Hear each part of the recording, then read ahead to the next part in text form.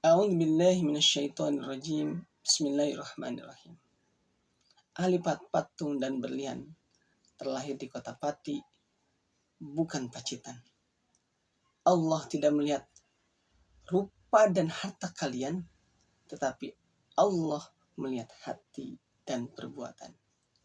Assalamualaikum warahmatullahi wabarakatuh. Alhamdulillah, wassalatu wassalamu ala rasulillah wa ala alihi wa mawalah, amma ba'du. Sahabat-sahabatku yang dirahmati Allah Subhanahu wa taala.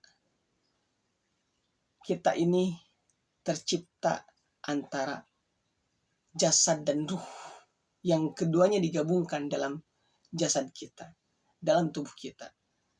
Jadi setiap kita ini memiliki jasad, bentuk yang terlihat, dan juga ruh yang ia tidak terlihat.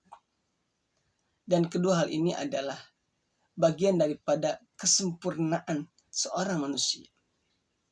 Karena kalau misalkan dia hanya ada jasadnya tanpa ruh, maka dia hanya sebagai bangkai belaka.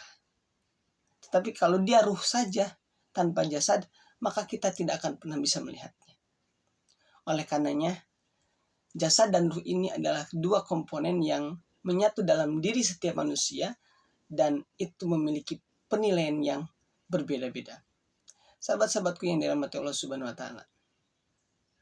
Rasulullah SAW bersabda, "Innallaha la yanzuru ila suwarikum wa amwalikum."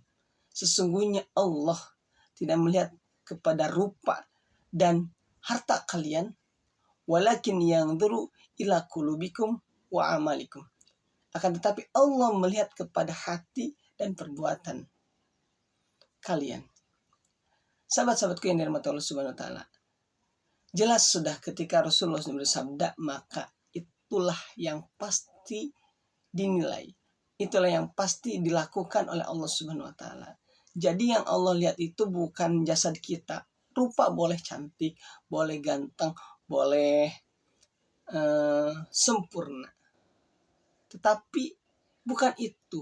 Fisik boleh aduhai, bisa melakukan apa saja, sempurna untuk melakukan amal ibadah, dan melakukan apapun yang bisa dilakukan. Tetapi Allah mengingatkan melalui Rasulullah SAW bahwa Allah gak ngelihat tuh yang namanya physically kita, tetapi yang dilihat apa? Hati kita. Hati dan perbuatan kita.